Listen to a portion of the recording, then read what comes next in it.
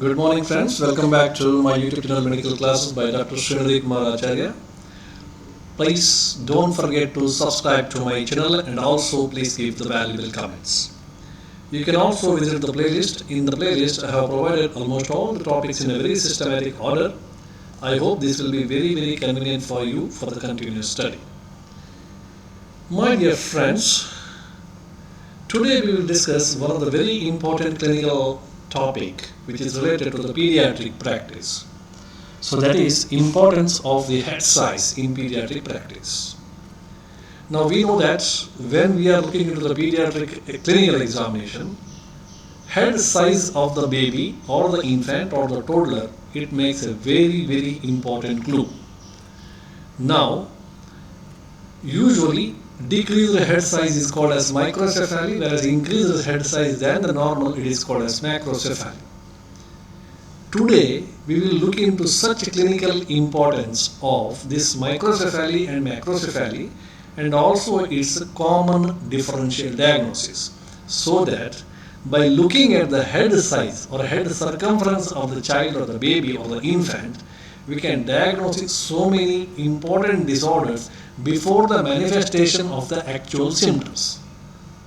Now, head size is usually measured in terms of head circumference, as we all know, and head growth is very rapid in the first 2 years, and in also certain situation it may continue up to 5 years. Usually the head size of the baby develops in the first 2 years. That means there will be a rapid increase in the head size up to 10 centimeter in the first year of the life, which suggests that brain growth is very fast and rapid and maximum in the first 1 year. However, this brain growth continue in the second year also, and at the slower phase this may also continue up to 5 years. But the thing is, 90% of the brain growth will be completed by the end of 2 years. Therefore, taking care of the baby in the first 2 years is very important, especially the nutrition which is required for the proper brain growth.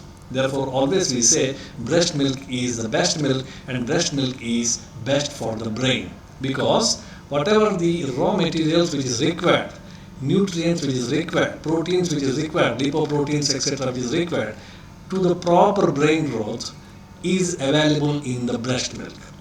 Meantime, we always say that continue the breast milk up to 6 months exclusively, and there also you continue the breast milk if it is available. The reason is very simple.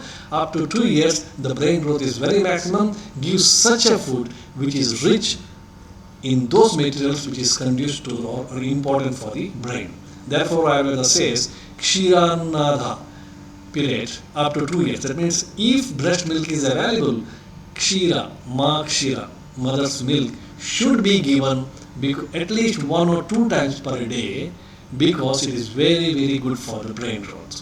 Those babies given with the breast milk definitely will have good intelligence and higher intelligence coefficients. Now anyway, this brain growth will going to stop after the 5 years. After 5 years, this brain growth will going to stops. Thereafter there is no much increase in the brain growth. That we will see in terms of head circumference in coming slides. Now thing is, although the head size is small, this is very important, sometimes the head size may be small. That may be genetically mediated, or there may be constitutional, or maybe due to some other the small body stature etc. The genetic predispositions.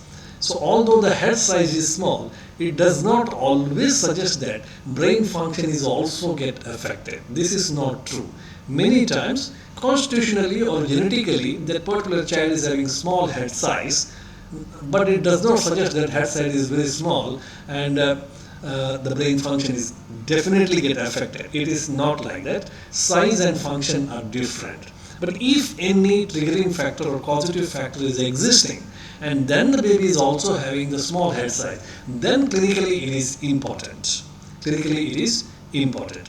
Now for example, such a certain race, if you see the Japanese race or maybe the East Asian countries, so definitely they do have comparatively small head size, but they are more intelligent than any other. So head like the size is measured in terms of head circumference. We know that head circumference is measured, and that is the measurement of the head size. And how to measure this head circumference, that is also very important. We can use a simple Taylor's tape, or we can also use the typical the tape which is meant for that.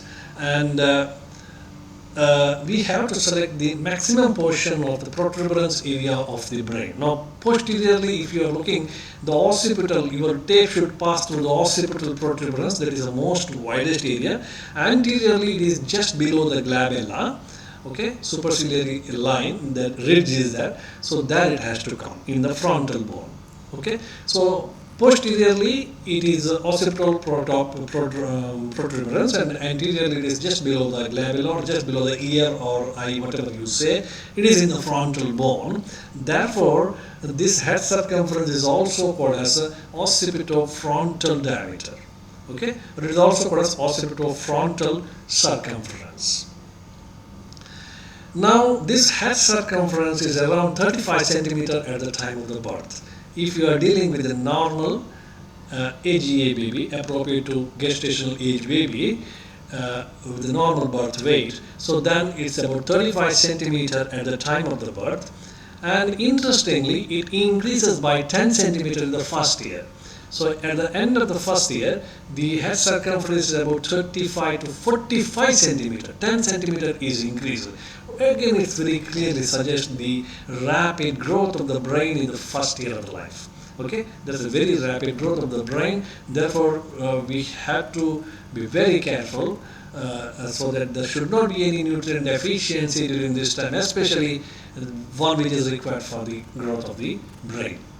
Okay, out of this 10 centimeter which grows in the first year of the life, about 70% of the increase, that up to 7 centimeter, it will going to increase in the first 6 months itself. That's the importance of exclusive breastfeeding. In the first 6 months itself, about 70% of the brain growth will be normally happened, and rest of the 30% in the next 6 months. That means 3 centimeter will going to increase in the last 6 months in the first year.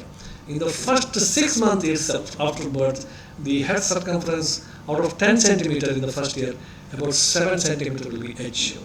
So this shows again the importance of this fact of head size in the first year of the life. And after first year, again the head circumference rate, growth rate will falls down, and maybe about 4 centimeter it will going to increase in the next year, in the second year of the life. That means 90% of the brain growth is over, and it may reach up to 50 centimeter. From 45 centimeter it will be there at the end of the first year itself. From 45 to 50, to reach 45 to 50, it will take next 2 years, which means that about it will take about 2 years to gain 4 or 5 centimeter. Okay, so from 45 to 50 to become 45 to 50, only 5 centimeter, but it takes 2 years for that. Okay, and after that, okay, adult head circumference is only about 44 to 45 centimeter. Now, that means there will not be much increase in the head size afterwards. Up to 1 year it is maximum, that is 35 centimeter to 45 centimeter, 10 centimeter. Then in the next 2 years it reaches to 50 centimeter, and in the adults, if you see, the head size is only about maximum 54 to 55 centimeter, 54 to 55 centimeter. What suggests that thereafter there is no growth of the brain. It's very minimal growth. That may be because of so many other issues also. So the muscles and all also going to increase. So that may be increasing the head circumference. Otherwise, the brain growth is almost all static after 5 years of age. The rest of the things we will going to discuss in the next class, which is yes, I will just conclude this. We need to serially monitor the growth of the skull, especially in the first 2 years. This is very important. If you are serially every month you are maintaining the record of this head circumference, so we can anticipate whether the head circumference is growing normally or not. If not, then we can anticipate some earlier disorders, or anticipate some of the disorders from the earlier, and we can also diagnose it. Now, if this head circumference is less than third percentile, or if it is less than 2 standard deviations, then usually it is called as microcephaly. And if the head circumference is more than 97 percentile and more than 2 standard deviation, then it is called as macrocephaly. And about this microcephaly and macrocephaly, we will discuss in the next class. Thank you very much.